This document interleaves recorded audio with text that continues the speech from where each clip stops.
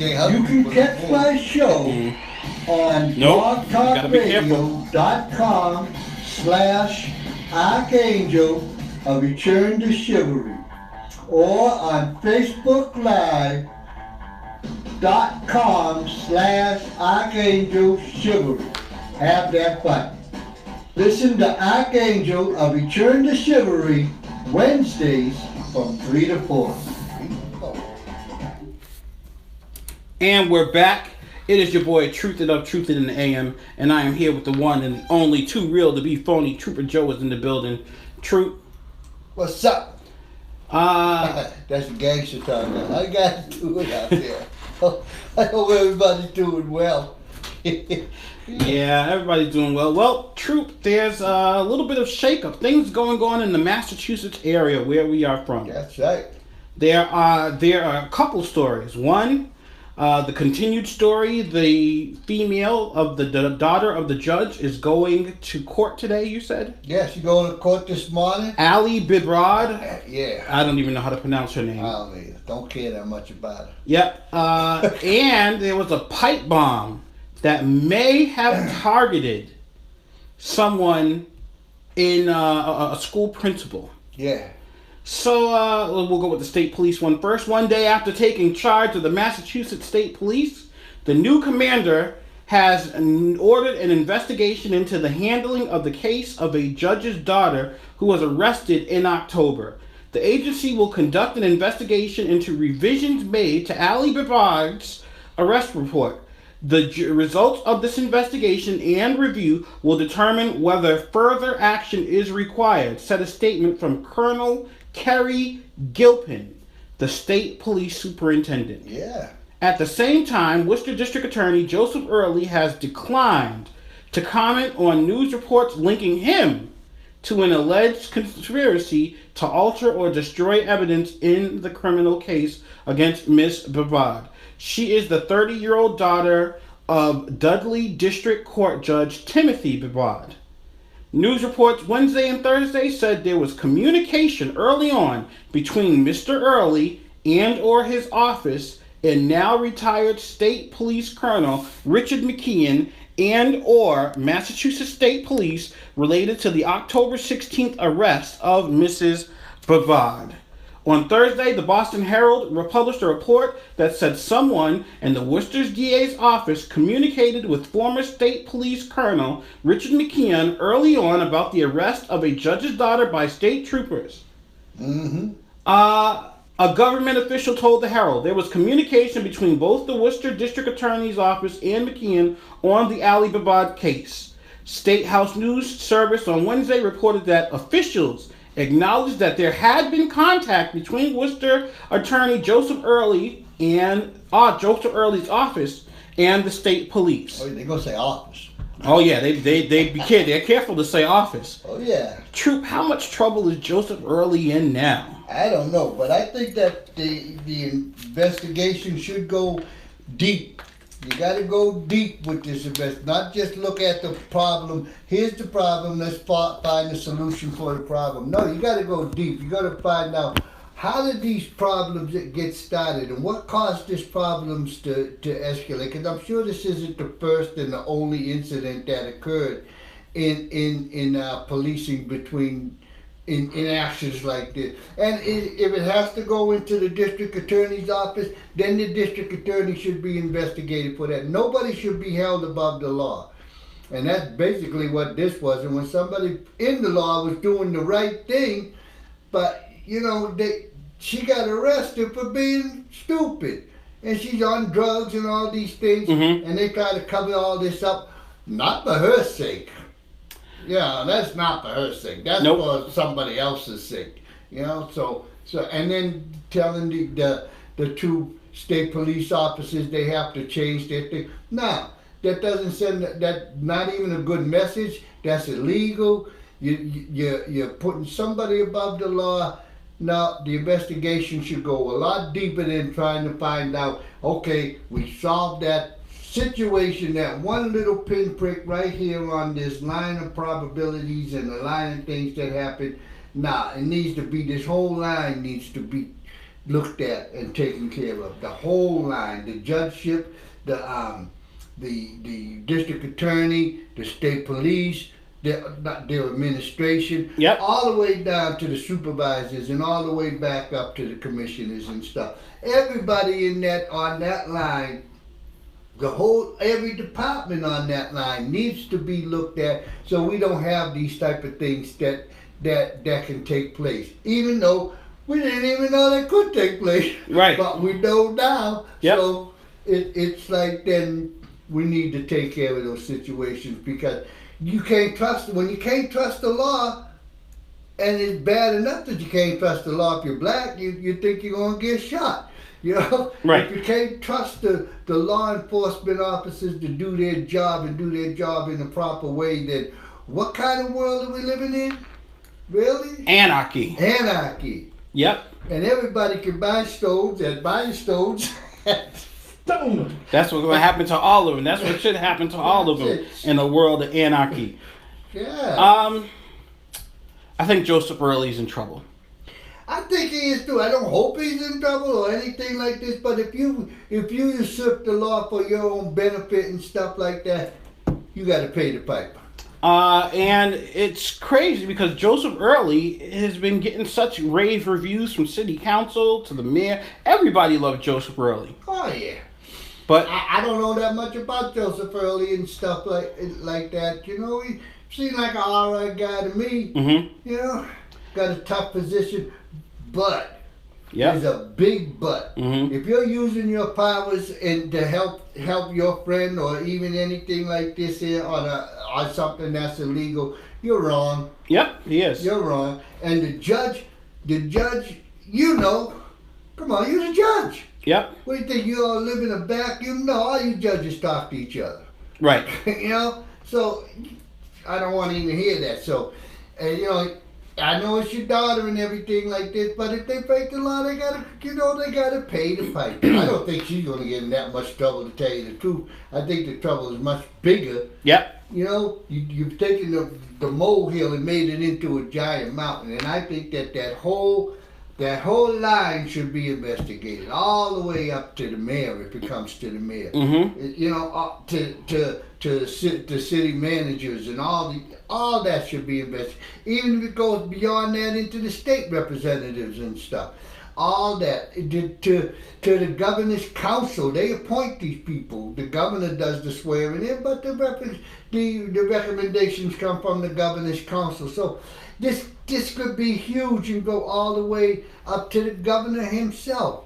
Yeah. To go to Val Patrick, you know, mm-hmm. the former governor, and there could be a lot of people could really fall from this here. The corruption in that judicial system could be that big. Yep. And we as people need to know and understand what's going on with our judicial system, just so that we can feel as though we're being protected and served by the people who wear it on their doors of their car to protect and serve. Mm-hmm. You know, and everybody should be getting the fair and equal treatment by the law. If you're guilty, stone him. Yep. If you're not guilty, leave him alone. Give him Right. ice cream. So we have some texts. A texter says, Massachusetts needs a special inquisitor, prosecutor, to investigate this. Who's going to be executed, Bennett or Early? I say Bennett. Early's a favorite of Joe Moakley's colt holder, McGovern. The benefit of one-party rule. McGovern could be investigated. Yep. Another texter says, Joe has got to go. Gotta go. Another texter says, give the new colonel a chance to do what's right, apolitically and ethically. Keep public pressure and focus on this. Ask nothing more than truth and justice. Justice for the defendant, trooper, politicians, and the public. Only with public awareness and pressure will we ever know if laws were violated, ethics were compromised, or good people operated in an honorable and specific respectfully manner that afforded all defendants equal protection under the law. It means equal. Equal, exactly. Yep. This is a big issue, and we're not giving it. You know, it's just starting right now. This is the case right now, and the superintendents quit. I mean, they literally just quit. Okay, I quit. That's it. All over. And the governor puts in a new superintendent. Here's a new superintendent and everything like this. And how did you really make your decision? They quit 2 days ago, and you put a new one in. They need a new one, but you looked at the records and she's a nice person, and she probably is. Yep.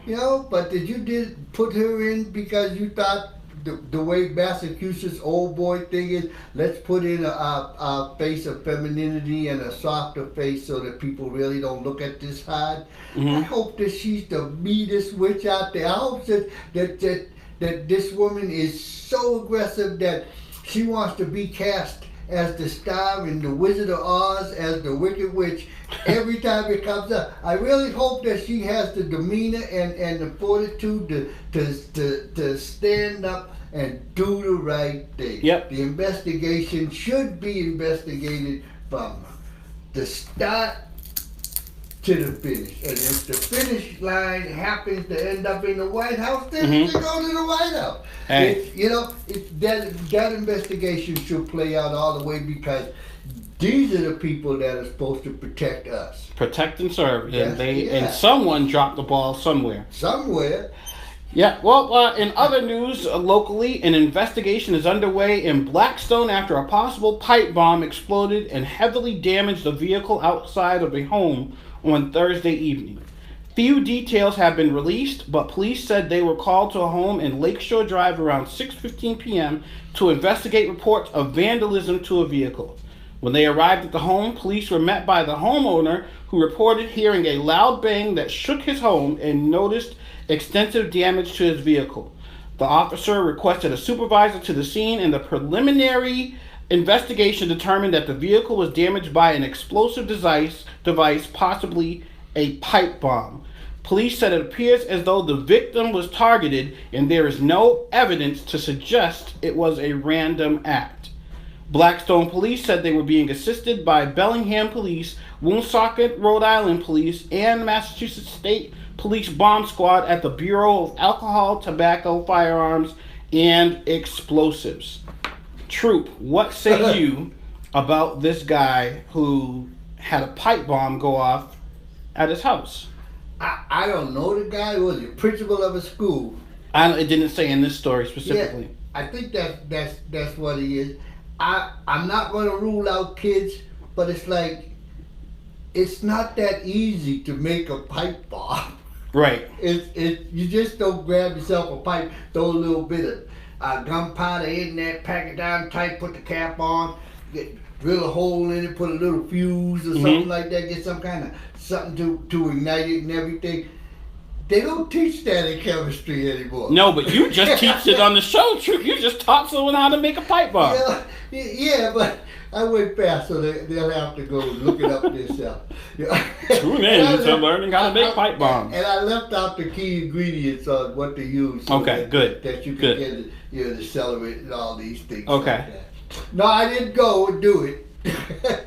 But, yeah, it's like, so I don't know who this guy is or why somebody would want to blow up his car or something with a pipe bomb or anything like this, but what kind of world are we living in? I don't know, Troop. I don't know. Really? A pipe, I mean, you can get charged with a terrorist attack for using a pipe bomb these days. The guy in New York, there was a terrorist attack in New York where the guy used those pipe bombs. Didn't they use a pipe bomb at the Boston Marathon bombing too? Yeah. Yeah, so, pressure cooker bomb. Right. But he was schooled from ISIS on how to do that. Right.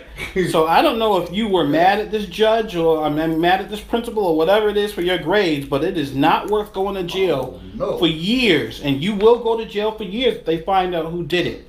Very foolish thing to do. Back in the day when we used to get mad at somebody, we tipped their car over.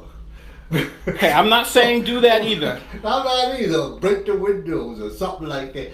We don't blow it up with a pipe bomb. Yeah. Yeah. We do more creative things. You got a Volkswagen, pick it up and put it on the opposite side of the fence. Yep. You know, let them figure out how to get it out of there. I don't think I've ever hated anybody enough where I wanted to make a pipe bomb and blow up their car. No, I haven't either. I haven't hated a lot of people. Something's wrong with me. No, I don't hate anybody. I have no hate by half for anybody. I don't like this. I don't. Two things I hate right now. I hate the miscarriage of justice that's going on, and I hate racism. Mm-hmm. I hate racism on a whole bunch of different levels. I hate racism in the way that we approach racism. Mm-hmm. I think a lot of these organizations that's out there, these what do you call them again? Black Lives Matter, social justice warriors. Social justice warriors, and a lot of Black Lives Matters and these things. To me, they're poverty pimps. They're using this here. They don't have any solution for it. This is what they're using to entertain themselves and to make some money. And this is why I hate racism. I don't begrudge anybody in the whole world. If you want to be silly enough to hate somebody because of the color of their skin, go ahead. Right. But there's no violence and all this stuff. And if you really want to be silly enough to care, go ahead. It's like, what difference does it make? Right. I know it makes a lot of difference. We go into the situations and stuff like that, but that's justice. Yep. That falls into the justice thing. The other thing I hate. I'm more for I want to end racism. Mm-hmm.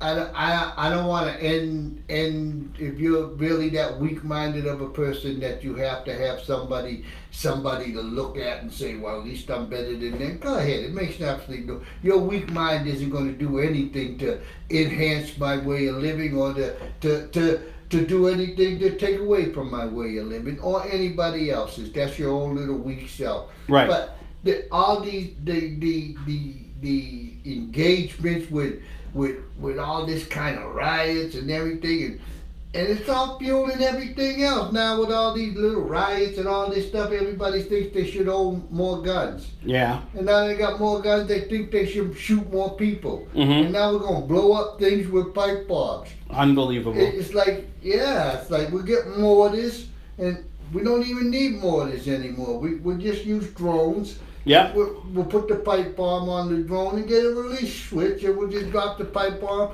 from above. And we'll attack anybody we don't like, based upon racism. Yeah. It's like, you could spiral this thing all out of control. That's why I don't like it, because no one of these, of all these, what I call them, social justice warriors or any other kind of organizations have a solution. They're not looking for a solution. They're looking at the identify and collect data on a problem that's in your face. Mm-hmm. It's like, that's the part I hate. We just need a solution. Yep. Is it going to be easy? No. No, not at all. And just by gathering more and more data about these type of incidents and things that happen does absolutely nothing. Right. You know, so those are what I hate. I don't know how I got off on that, but well, I'm back. Hopefully we won't have to worry about dealing with, well, I mean, I guess we're always going to have to worry about dealing with things like that, but, I don't know. One day you just have hope. Jesus will return one day and fix it all. And this another thing, I think one of the things that we do, I think I said it earlier in the show, is that we're not giving the amount of reality of justice to the opioid crisis, because the opioid crisis comes with violence. Yep.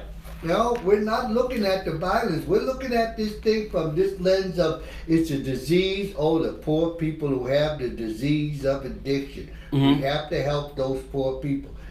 Given the fact, that's a fact, they need assistance. But opioid addiction, drug addiction, alcoholism, and all, is violent natured. And it's getting worse. It's getting worse, yeah. It's more it's more accepted in our culture now. Yeah. I found a couple days ago that there is a heroin support website, message board. Not so heroin support where they help you get off. I'm talking about where people actually go and use heroin and, go ahead. One girl, she had a heroin needle in her neck, and people were applauding her. Okay, world.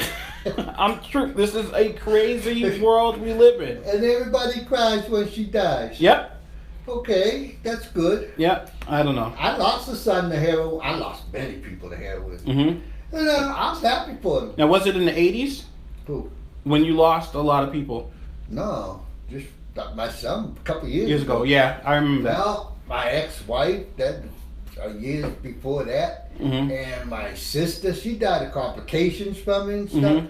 And those 25 guys I locked up, about 20 of them died in prison from complications yeah. of that. Yeah, it's nasty and it's not new. Nope. It's totally not new. And you can't put Band-Aids on it and put little cotton swabs around it and make it neat and pretty and Mhm. show what's that commercial with the guy with the stethoscope around his neck? Real doctors don't wear stethoscopes around their neck. They put it in their pocket. Yep. You know? And then, I was a junkie I was addicted for 10 years and now I'm not. Great. Many people can get off of addiction and stuff like that. But here's the trick too, folks. Here's what a lot of people really don't seem to realize, that those 10 years that you're on drugs and everything, Mhm. it eats your body away. Yep. You're a mess. You don't come off of addiction and you're looking all healthy and prime and everything like that. Your liver's shot, your kidneys are gone, your heart's beat up. Your skin is messed up. Yeah, your mind is wherever you stopped. You haven't grown anywhere in your mind. Mm-hmm. You know, so yeah. You got off the physical addiction, but the part that remained is the part that's really the nastiest part of the Right. whole thing. And Yep. that part, that's the part that generates towards or gravitates towards violence and stuff. And don't believe that living on the street doesn't make you a hardened person. You know, you may not be able to throw down with everybody, but the sneaky little stuff that you be able to do just to sustain a life is really out there. Yep. It's a bigger problem than putting rose petals and sprinkling it with perfume. A much, much, much, much bigger problem than the way we're trying to address it. Yep. I know You're people right. say, be on the board. I was on the board. And I had to leave because it's like, you're not doing anything. Nope. You know, you're just going to make me mad. And I don't know how they can. I just think they can just weather the storm for now. There's nothing you can really do. Not until people realize that you can't cover yourself. It's, somebody's on drugs. It doesn't matter how they got on drugs if you're not going to stop how they got on drugs. Yep. The prescription drugs, a lot of people are on prescription drugs. The elderly are a bigger addicted problem than a lot of the people that you see on the street. Mm-hmm. But yet we're going to say, well, they get the drugs through their doctor, and this is why they're using the drug. Yep. It doesn't matter why they got it. Eventually, it's going to become abusive. Yeah. That's the nature of the drug. And eventually they're going to have to do something to sustain their level of addiction. You know, is it bad that they got addicted? Yeah. But, is it somebody's fault? Not fault. But was there a reason why they got addicted? Yeah. Yep. Yeah. Were they over medicated by the doctors? In many cases, I think so. Were they not strong enough in themselves to suck up a little bit of pain? And when they were just giving out drugs for toe injuries, many people don't have a high tolerance of pain. Nope. So it's like the problem isn't easy. The problem definitely is going to take a lot bigger brains than the ones that I know. But the problem is something that can be addressed. Solvable, not in the near future, but solvable, yes. Right. It's going to take a flushing. Like Batman said in the first movie, this world needs an edible. Yeah. That's what it needs, a whole flushing out. Yeah. It has to take place. But even in the enema, you got to run the hot water first. you know, somebody's got to be discomforted. Mm-hmm. You know, and then, but you got to start, you know, and not just gathering data. Right. You got to do more. Yeah. And not just letting them do it in a safe place either. And not legalizing marijuana in California. It's going to be sold in recreational in January. Yeah. I think, really? Okay. Right. Yeah. Well, unfortunately, Troop, it is 10:58, which means we've come to the end of Truth and in the AM for the week. We will see you guys on Tuesday, Voice of the Voiceless Tuesday. Yeah. And you also don't forget Archangel, A Return to Chivalry, every Wednesday from 3 to 4 on blogtalkradio.com/Archangel, A Return to Chivalry. Anything else, Troop? That's all I got to say. I'm just wishing everybody has a great and happy, wonderful weekend and everything. And I hope you get out to the stores early and prepare for your Thanksgiving feast. And I want everybody to really prepare for the Thanksgiving feast and don't start the prayer with God. Thank you for all these wonderful things that you bestowed upon us on this year. Start the prayer with God. Hey, what can I do to help you? And what can I do to help my fellow man? Mm-hmm. You know, I think it's time for that to be Thanksgiving this year. What can I do to help God and my neighbor? Yep. And that'll be a good thing. Yeah. All right. I will see you guys next week. It's your boy Truth. I'll holla. And have that fun.